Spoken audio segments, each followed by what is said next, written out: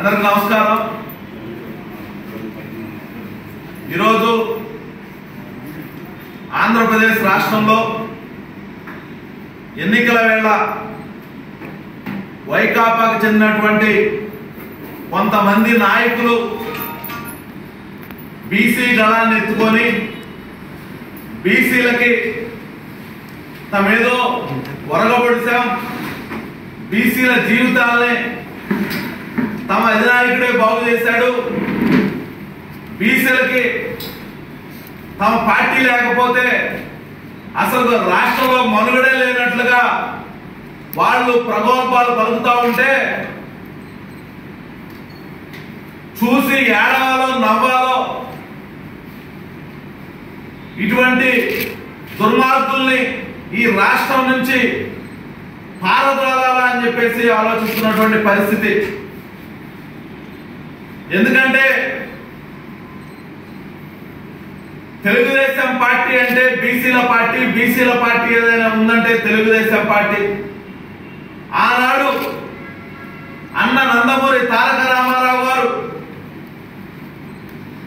బీసీలని కేవలం vote bank గానే చూస్తున్నటువంటి తరుణంలో బీసీలను కూడా రాజ్యాధికారంలో భాగస్వామ్యం చేయాలని చెప్పేసి బీసీలకి మొట్టమొదటిసారిగా స్థానిక సంస్థల్లో రిజర్వేషన్లు కల్పించి బీసీలకి అధ్యక్ష అనే అవకాశాన్ని కల్పించినటువంటి ఘనత ఆనాటి ముఖ్యమంత్రి వర్యులు క్రీస్తుదేశులు మా నాయకులు అన్న నందమూరి తారక రామారావు గారు దాన్ని కంటిన్యూ చేసుకుంటూ బీసీలకు మరింత పెద్దపీట వేస్తూ బీసీలని సామాజికంగా, ఆర్థికంగా, రాజకీయంగా బలోపేతం చేసింది ఎవరయ్యా అంటే మా ప్రస్తుత జాతీయ పార్టీ అధ్యక్షులు, రేపు ఆంధ్రప్రదేశ్ రాష్ట్రానికి కాబోయే ముఖ్యమంత్రి వర్యులైనటువంటి నారా చంద్రబాబు నాయుడు గారు। నిన్న కొంతమంది వైకాపా బీసీ నాయకులు ఇదే జిల్లాకు వచ్చేసి బీసీల గురించి చిలక పలుకులు పలుకుతున్నటువంటి పరిస్థితి చూస్తా ఉంటే నవ్వు వస్తా ఉంది। అయ్యా ఆర్కృష్ణయ్య, నీ గురించే మాట్లాడుతూ ఉన్నాం। తెలంగాణ నుంచి ఓ ఎగరేసుకుంటా నెల్లూరు చేపల పులుసు తినిపోని వచ్చావు, పద్ధతిగా తినిపోను ఆయన। మా జిల్లాలో ఉండే బీసీల గురించి, మా రాష్ట్రంలో బీసీలు పడే కష్టాల గురించి నీకేం తెలుస్తాయి నాయన? నువ్వేదో జగన్మోహన్ రెడ్డి ఈరోజు నీకేదో ఎంపీ పదవి ఇచ్చాడని ఆయన తరఫున ఒత్తాసు పలుకుంటూ బీసీలంతా నాయనకాలే ఉన్నారు, బీసీలందరూ నా మాటే నమ్ముతారని చెప్పేసి ఒక తప్పుడు బోటకంతో నువ్వు ఈరోజు రాష్ట్రంలో తిరుగుతా ఉన్నావు। అసలు ఆంధ్రప్రదేశ్ రాష్ట్రంలో బీసీల హక్కుల గురించి, బీసీల యొక్క రాజ్యాధికారాల గురించి మాట్లాడే హక్కు నీకు ఎవరిచ్చారని చెప్పేసి నేను అడుగుతా ఉన్నా। నువ్వు అసలు ఎప్పటి నుంచి రాజకీయాల్లో ఉన్నావు? నీకు రాజకీయ భిక్ష పెట్టింది ఎవరో గుర్తు చేసుకో ఒకసారి ఆర్కృష్ణయ్య గారు। ఏదో బీసీ సంఘం అని ఒకటి పెట్టుకున్నావు, అన్ని బీసీ కులాల ముసుగులో నీ పగ్బాన్ని నువ్వు గడుపుకుంటా ఉంటే ఒక సాటి బీసీగా, ఒక సామాన్య బీసీ కుటుంబీకుడుగా నిన్ను రాజకీయంగా పైకి తీసుకురావడం కోసం మా జాతీయ పార్టీ అధ్యక్షులు నారా చంద్రబాబు నాయుడు గారు నీకు ఎమ్మెల్యే సీట్ ఇచ్చి తెలంగాణ ముఖ్యమంత్రి క్యాండిడేట్ గా అనౌన్స్ చేస్తే నువ్వు ఈరోజు రాజకీయంగా బయటకు వచ్చి నువ్వు తెలుగుదేశం పార్టీ మీద, నారా చంద్రబాబు నాయుడు గారి మీద అవాకులు చవాకులు పేరుతూ ఉన్నావంటే నీకు ఏమాత్రమైనటువంటి విశ్వసనీయత ఉంది అని చెప్పేసి నువ్వు అర్థం చేసుకోవాలి। ఇంకొక విషయం నేను అడుగుతా ఉన్నా, నీకు రాజ్యసభ ఇచ్చారు, నువ్వు హ్యాపీ, నీ కుటుంబం హ్యాపీ, నీ బంధువులు హ్యాపీ, నిన్ను నమ్ముకున్న నీ బీసీ సంఘంలోనే కొరవ బీసీ కులస్తులందరూ ఏమయ్యారు నాయన? ఆర్కృష్ణ వింటున్నావా? మీకే చెప్తా ఉన్నా, ఈ 5 సంవత్సరాలు ఎక్కడికి పోయావు? ఆంధ్రప్రదేశ్ రాష్ట్రంలో బీసీలు పడుతున్నటువంటి ఈ ఇబ్బందులు ఈ జగన్మోహన్ రెడ్డి పరిపాలనలో ఈ రాష్ట్ర ప్రభుత్వం అవలంబిస్తున్న ఈ అరాచకాల దెబ్బకి ఆంధ్రప్రదేశ్ రాష్ట్రంలో ఉన్నటువంటి బడుగు బలహీన వర్గాలు ఈ రోజు రోడ్ల మీద పడి వాళ్ళ జీవితాలన్నీ సర్వనాశనం అయిపోతా ఉంటే ఈ 5 సంవత్సరాలు మాట్లాడడం నువ్వు ఇప్పుడు ఎలక్షన్స్ ముందు వచ్చి ఓట్ల కోసం కకృతి పడి ఈ రోజు మా బీసీ సోదరులందరినీ కూడా మరొకసారి నువ్వు మోసం చేయడం కోసం ముందుకొచ్చావన్నమాట నిజమా కాదా జగన్, నిజమా కాదా ఆర్కెస్ట్రా అని చెప్పేసి నేను అడుగుతా ఉన్నా. నిన్న నువ్వు మాట్లాడావు, కొన్ని చిలక పలుకులు చెప్పావు. జగన్మోహన్ రెడ్డి అంట సామాజిక న్యాయం చేశాడంట. ఏమి సామాజిక న్యాయం చేశాడో రా, బీసీలను ఏ విధంగా ఆర్థికంగా ఆదుకున్నాడో రా, చర్చించుకుందాం. లేదా మన ఇద్దరమే వెళదాం, ముందుకే జనాల్లోకి వెళదాం, అడుగుదాం. నేను ఒక బీసీ కులస్తుండే, మన బీసీ బిడ్డల దగ్గరికి మనమే వెళదాం. జగన్మోహన్ రెడ్డి ఏ విధంగా అయితే మన బీసీ సోదరుల్ని ఇబ్బందులకు గురి చేశాడన్న విషయాన్ని మనమే తెలుసుకున్నాం రా. ప్రెస్ మీట్లు పెట్టి ప్రగల్భాలు పలకడం కాదు ఆర్కెస్ట్రా గారు. ఇదిగో చూడు, మీ పాలనలో మీ జగన్మోహన్ రెడ్డి అధికారంలోకి వచ్చిన తర్వాత ఆంధ్రప్రదేశ్ రాష్ట్రంలో బీసీలు ఏ విధంగా ఇబ్బంది పడ్డారు, ఆంధ్రప్రదేశ్ రాష్ట్రంలోని బీసీలని సామాజికంగా ఆర్థికంగా రాజకీయంగా ఏ విధంగా అయితే మీరు అనగలొక్కారన్న విషయాన్ని నేను ధైర్యంగా చెప్తా. నిన్న కాక నువ్వు చెప్తా ఉన్నావు, జగన్మోహన్ రెడ్డి ప్రవేశపెట్టిన సంక్షేమం వల్ల బీసీల జీవితాలన్నీ మారిపోయాయంట.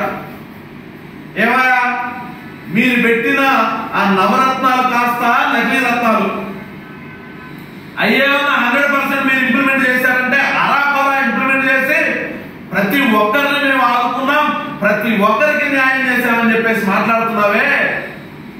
ఈ జగన్మోహన్ రెడ్డి ఈ 5 సంవత్సరాల్లో బీసీల కడుపు మీద కొట్టింది నీకు కనిపించలేదా అని చెప్పేసి నేను అడుగుతా ఉన్నా. ఎందుకంటే గతంలో మనం ఆంధ్రప్రదేశ్ రాష్ట్రం విడిపోయేసరికి నువ్వు తెలంగాణ వాడిని వదిలే, నీకు అనవసరం ఆంధ్రప్రదేశ్ రాష్ట్రంలో బీసీలు ఏమైపోయి నీకు అనవసరం. కానీ ఈ రోజు ఓట్ల కోసం మాట్లాడుతున్నావు. కానీ నువ్వు మాట్లాడి నేను సమాధానం చెప్తా ఉన్నా. నా ప్రశ్నలకు సమాధానం చెప్పు. గతంలో 2014 నుంచి 2019 వరకు ఆంధ్రప్రదేశ్ రాష్ట్రంలో బీసీల కోసంగా ప్రత్యేకంగా 30 సంక్షేమ పథకాలు ప్రవేశపెట్టారు. 30 సంక్షేమ పథకాలు ఇవ్వండి. ఈ 30 సంక్షేమ పథకాలు ఈ రోజు ఏమయ్యాయి?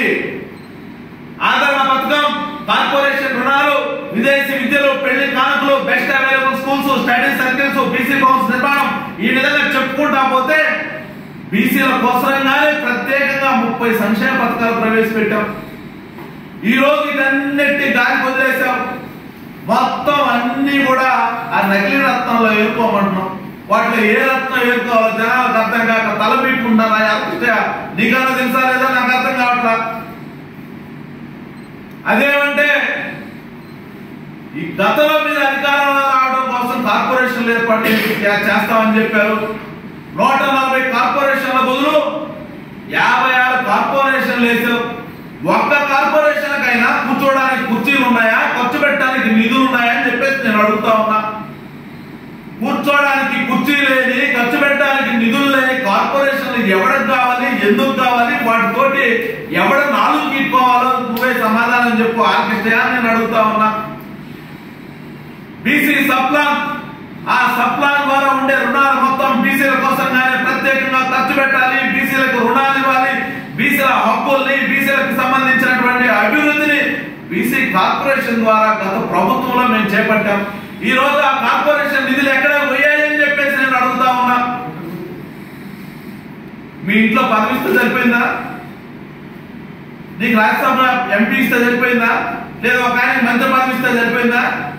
సరే ఇచ్చాడు, ఒక ఆయనకి మంత్రి పదవి ఇచ్చాడు బీసీకి. ఏ మేరకు తీసారా? మీ మంత్రి పదవి వల్ల ఒక్క బీసీ కుటుంబాన్ని బాగు చేశారా? ఒక్క బీసీ కుటుంబాన్ని అభివృద్ధి చేశారా? మీ జోబులు నింపుకున్నారు, మీ కుటుంబాలు బాగుపడ్డాయి అంతే తప్ప మీ ప్రభుత్వం వల్ల మీ పార్టీలో మీ కార్యకర్తలుగా ఉన్న బీసీలు, మీ కార్యకర్తలు కూడా బాగుపడ్డా, మీ పార్టీలో ఉన్న మీ నాయకులు బాగుపడ్డారు తప్ప బీసీ కులాలు, బీసీ కార్యకర్తలు అందరూ రోడ్డును పడి ఈరోజు అల్లాడుతున్నటువంటి పరిస్థితి. నువ్వు లేస్తే మేము ఎంపీలు ఇచ్చాం, మేము మంత్రులు ఇచ్చాం అని చెప్పేసి నువ్వు మాట్లాడుతా ఉన్నావు. నేను అడుగుతా ఉన్నా, నువ్వు అసలు ఎన్ని నామినేటెడ్ పదవులు ఇచ్చావా? ఎన్ని నామినేటెడ్ పదవులు ఇచ్చావు? వాటిలో బీసీలకు ఎన్ని ఇచ్చావా? నాకు సమాధానం చెప్పు. ఇదిగో మేళ రేటు అట్లా చెప్తారా ఇష్టే గారు? నామినేటెడ్ పదవులు మొత్తం ఏవైతే పెద్ద పెద్ద నామినేటెడ్ పదవులు ఉంటాయో అవన్నీ కూడా మీ సామాజిక వర్గాలకు ఇచ్చుకున్నారు.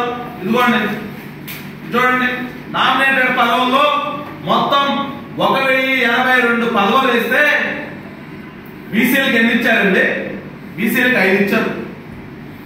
కుల కార్పొరేషన్ గురించి నేను మాట్లాడలేదు, కుల కార్పొరేషన్ గురించి ఇక్కడ మాట్లాడలేదు. మీరు వేసిన కుల కార్పొరేషన్ లో ఆ కార్పొరేషన్ చైర్మన్ కి వాళ్ళ కుటుంబానికి పనికొచ్చే తప్ప ఆ కులంలో ఏ ఒక్కరికి కూడా పనికి రాలేదన్న విషయాన్ని గుర్తుపెట్టుకోండి. నేను జనరల్ గా మాట్లాడేది ఓవరాల్ గా 1082 నామినేటెడ్ పదవుల్లో 5 బీసీలకు ఇచ్చారు. టీటీడీ చైర్మన్ ఎవరికి ఇచ్చావు? టీటీడీ చైర్మన్ అత్యంత ప్రతిష్టాత్మకమైనటువంటి చైర్మన్ పదవి.